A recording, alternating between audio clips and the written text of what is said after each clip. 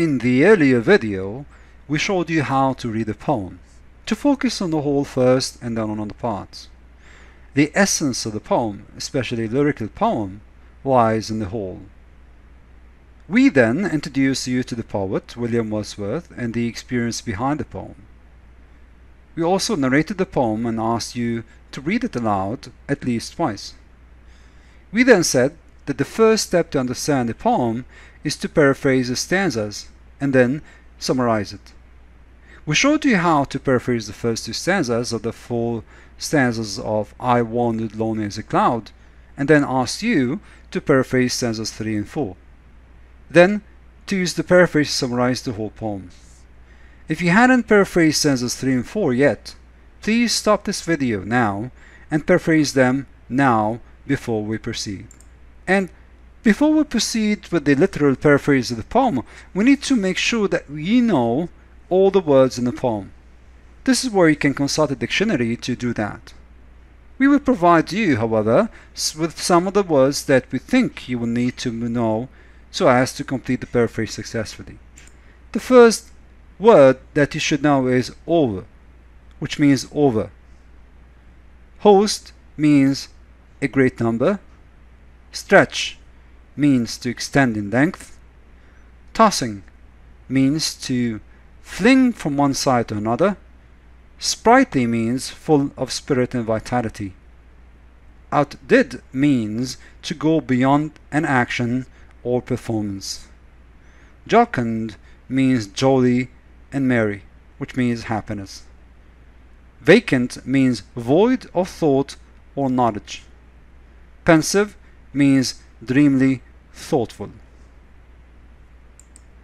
Now that we have paraphrased the first two stanzas and I Had Wandered Lonely as a Cloud, and used some of the important words in the poem, we will paraphrase stanzas 3 and 4, and then use the paraphrase to summarize the whole poem. Remember, a paraphrase is quite casual, and it doesn't capture the beauty and imagery of the poem, but it should give you some idea of the literal meaning.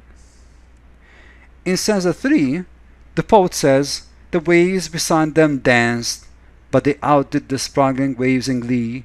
A poet could not but be gay in such a jocund company. I gazed and gazed, but little thought what wealth the show to me had brought." So what the speaker means here is that the waves in the bay also seemed to dance, but the daffodils looked happier. A poet couldn't avoid being happy in such circumstances. I did a great deal of gazing, but didn't fully appreciate the moment at the time. The poet then ends the poem with the fourth stanza when he says, "For oft when on my couch I lie, in vacant or in pensive mood, the flash upon the inward eye, which is the bliss of solitude, and then my heart with pleasure fills, and dances with the daffodils." So what the speaker means here is that often when I'm lying on my couch and feeling a bit emotionless or thoughtful, I can still see those daffodils in my mind. By the way, being able to remember is quite pleasant when you're all alone. Now, when I recall the daffodils, I feel warm and fuzzy, as if I'm dancing with the daffodils. So now we are paraphrased stanzas 1, 2, 3, and 4. I think we're able now to summarize the whole poem. So based on the paraphrase, we can know that the speaker describes the experience of feeling lonely and deciding to wander in nature and search for answers. He comes across some daffodils that are on the border of the bay. The wind makes the flowers move as if they were dancing. The experience is so overwhelming and fulfilling by the speaker that even after he returned home, whenever he remembers it, he feels joy. The second step after we paraphrase and summarize the poem is to know what the setting of the poem is. Regarding the setting, the poem is set in nature, of course, probably near a lake or a forest where the speaker encounters the daffodils. The last stanza is set inside the speaker's house. These two lines, beside the lake beneath the trees in line 5, and along the margin of the bay in line 10, and when on my couch lying in line 9, are all evidence of the poem setting. Now, based on all this literal reading of the poem, we can actually have a sense of what the theme of the poem is. As you already know, a theme is the poet's message, usually about human nature. By looking at the poet's observations and reactions to something or someone, for example, in this poem about his reaction towards the daffodils, we can derive the theme. Remember, a theme is not stated in literature, of course, also in a poem. You will need to step back and look at the whole picture without losing sight of the details to find the theme or themes in the poem. The first theme we can clearly see through the poem is that man finds pleasure in spending time in nature more than being in civilization. The second theme that we can see throughout the whole poem is that this also can give rise to a subsequent theme that nature gives way to contemplation, solitude, and harmony. Notice that there is an emphasis to differentiate between loneliness, which is found in the first stanza before he encounters the daffodils, and solitude, which is after he comes back from his experience in the lake and looking at the daffodils and recalling that at home. The former, which is the loneliness, is brought by civilization and should be eradicated and ended. The latter, which is in this case solitude, is related to a state of mind that should be encouraged, one that leads to joy and reaction. In the poem also we can see something about wealth. The speaker feels wealthy in the company of nature instead of attaining material success. Thus it is a purer form of joy, this wealth.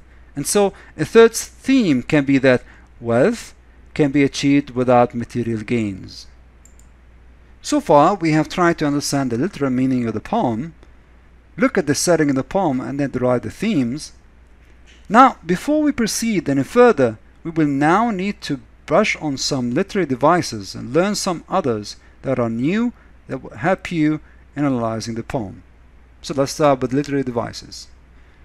The first literary device is called simile. Simile is a familiar term to you. A simile is a figure of speech that makes a comparison, showing similarities between two different things. Unlike a metaphor, a simile shows or draws resemblance with the help of words such as like or as. Therefore, it is a direct comparison. Example, our soldiers are as brave as lions. Another example can be, the water well was as dry as a bone. These are examples of a simile. A metaphor is a figure of speech that makes an implicit, implied, or hidden comparison between two things that are unrelated, but which share some common characteristics. In other words, a resemblance of two contradictory or different objects is made based on a single or some common characteristics. For example, when you say that the assignment was a breeze, it implies that the assignment was not difficult. Or when we say that the skies of his future began to darken, this means that darkness is a threat. Therefore, this implies that the coming times are going to be hard for him. Personification is a figure of speech in which a thing, an idea, or an animal is given human attributes.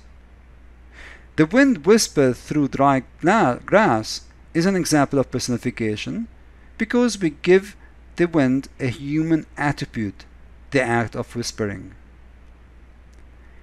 Hyperbole, derived from the Greek word meaning overcasting, is a figure of speech that involves an exaggeration of ideas for the sake of emphasis.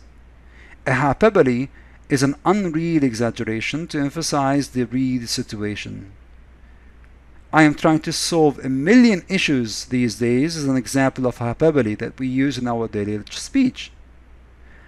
I had to wait in the station for 10 days, an eternity, in the novel of Heart of Darkness by Joseph Conrad is an example of hyperbole.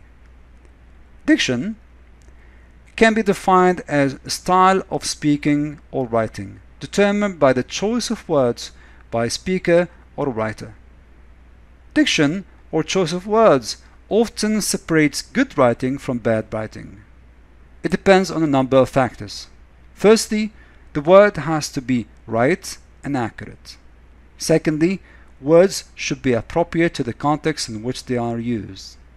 Lastly, the choice of words should be such that the listener or reader understands easily. Proper diction or proper choice of words is important to get the message across. On the other hand, the wrong choice of words can easily divert listeners or readers, which results in misinterpretation of the message intended to be conveyed. In literature, writers choose words to create and convey a typical mood, tone, and atmosphere to their readers. A writer's choice of words and his selection of graphic words not only affect the reader's attitude, but also conveys the writer's feelings toward their literary work. Moreover, poetry is known for its unique diction, which separates it from prose. Usually, a poetic diction is marked by the use of figurative language, or figures of speech, rhyming words, and other devices. Here's an example from A Tale of Two Cities by Charles Dickens. He says at the beginning of his novel, A Tale of Two Cities, "It was the best of times, it was the worst of times.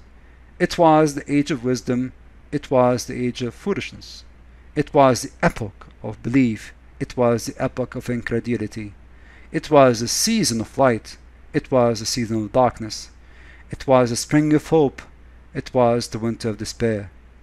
Dickens' choice to repeat the chosen words or phrases to achieve an artistic effect. The following literary devices are mainly poetic devices, that is, they are usually used in poems. Enjambment, derived from the French word enjambement, means to step over or put legs across. In poetry, it means moving over from one line to another without a terminating punctuation mark, such as a period or semicolon or colon.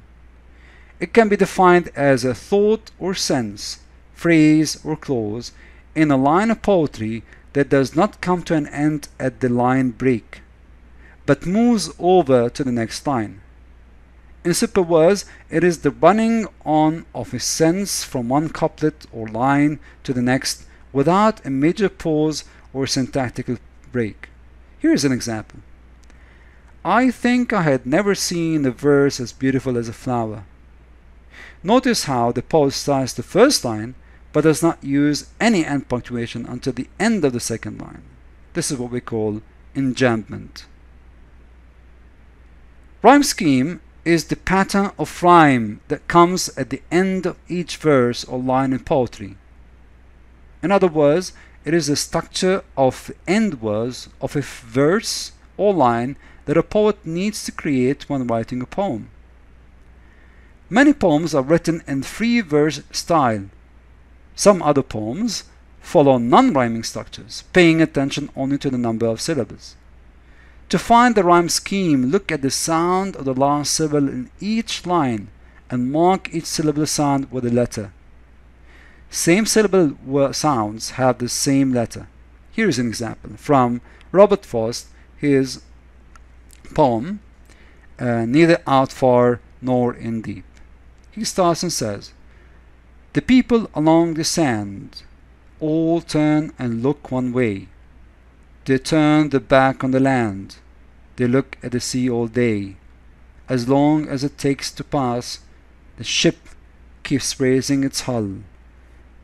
The wetter ground like glass reflects a standing gull."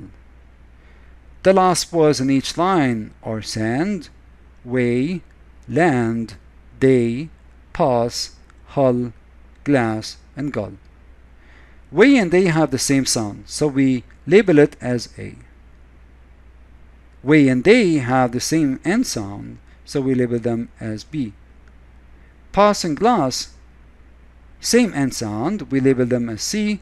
And lastly, hull and gull have the same end sound, we label them as D. Therefore, we say that the rhyme scheme of the lines above is A, B, C, D, C, D. And that's called the rhyme scheme. The form of the poem is how we describe the overarching structure or pattern of the poem. A poem's form can be identified by analyzing its structure. Poems may be divided into stanzas with different numbers of lines. Looking at the layout of the poem is a good way to start identifying the form. For example, considering the use of stanzas will help you to develop an understanding of which form the poem has been written in. A stanza, a separated verse in a poem, is like a paragraph within the poem, and just like paragraphs, stanzas are used by poets for a specific impact. When we talk about form, we also include the rhyme scheme of the poem. Now let's apply these literary devices to our poem, I Wandered Alone as a Cloud. First, let's start with a simile. Pause this video and scan the poem for similes. Can you find any? In the first stanza, I Wandered Alone as a Cloud, which says I wandered alone as a cloud, the poet uses simile to compare his feelings to the representation in nature. Notice that this feeling of being lonely is a negative feeling, as it precedes his encounter with the daffodils. Contrast the word lonely in line 1 with the word solitude in the last stanza. Solitude has a positive connotation.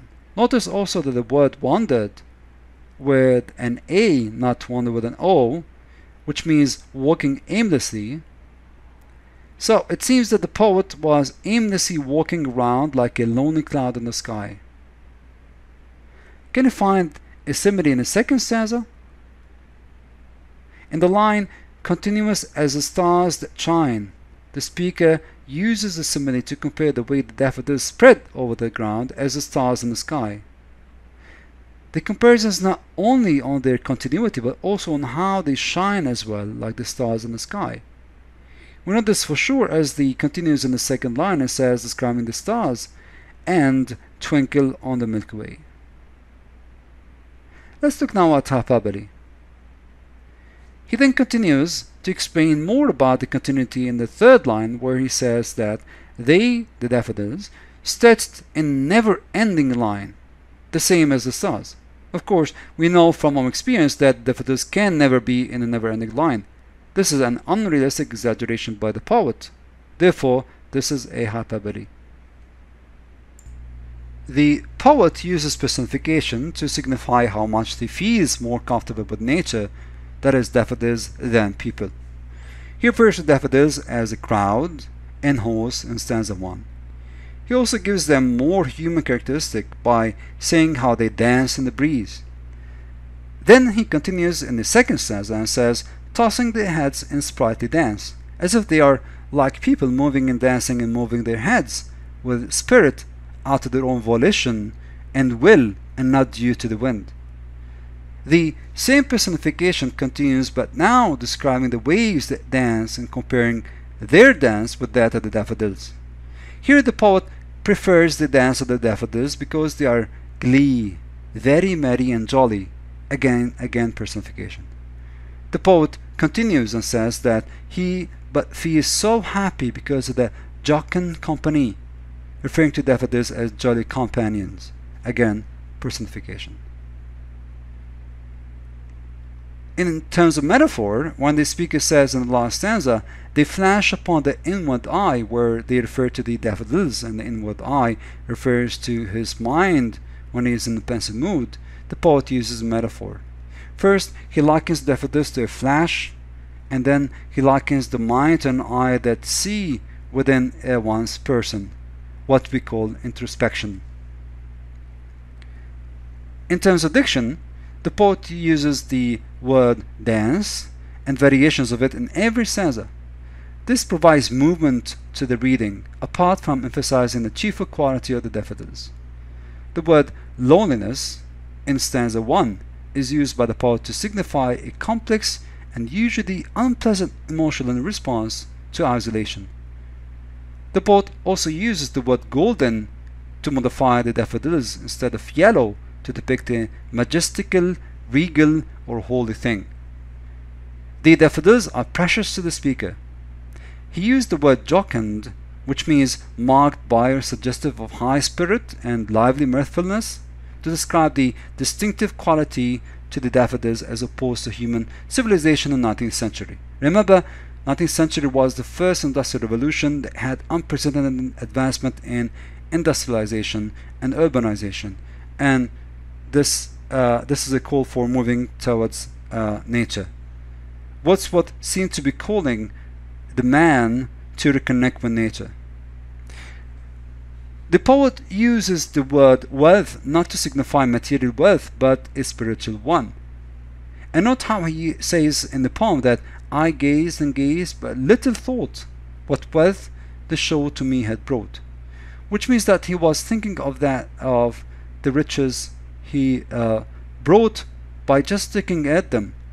Riches better than any material gains, because he was so enthralled in the present, gazing at the daffodils. So at that time when he was gazing at the daffodils, he was not thinking of the riches that he was gaining from them. Only afterwards he knew that these are the riches that he gained from just looking at the daffodils. Here also the choice of the word gazed is significant, for gazing is used for looking long looking with deep thought, as opposed to staring, which might be looking without thinking, like in the example I was staring at the wall. The choice of the word solitude is also important. We have mentioned that before. The word solitude in the last stanza, as opposed to the word lonely in the first stanza, has a positive connotation. Now the speaker is with the daffodils, which is stuck in his mind even after he leaves nature and into man-made artificial place, have brought him delight of being alone, and becomes a charitable alone but not lonely moment, because they are there to keep his company even after his senses were not able to help him see after leaving nature. So you can see how the word choice, the diction, the precise choice of words has a significant impact on the poem. In terms of enjambment, in the poem it's very clear. One can easily see the enjambment, the move from one line to another without any end punctuation. Enjambment is used in the poem to emphasize the movement, which together with the repetition of the word dance resembles the joy of the daffodils. Now let's look at the poem's rhyme scheme. Let's look at the first stanza. The first line ends with cloud, second with hills, third with crowd, fourth with daffodils, fifth with trees, and sixth with breeze. One can conclude that the rhyme scheme of the first stanza is A, B, A, B, C, C. The same pattern can be seen in all stanzas. So, for example, stanza 2 can be D, E, D, E, F, F, and so on. For example, stanza 2 has shine and line are labeled as D, way and bay labeled as E, and glance and dance labeled as F. Therefore, the whole poem rhyme scheme is called to be A, B, A, B, C, C. The poem form is a lyric poem. A lyric poem is a poem where the speaker expresses his feelings and emotions. It has a rhyme scheme of A, B, A, B, C, C. It consists of 4 6-line stanzas. A rhyming 6-line stanza is called sestet. Therefore, the poem consists of 4 sestets.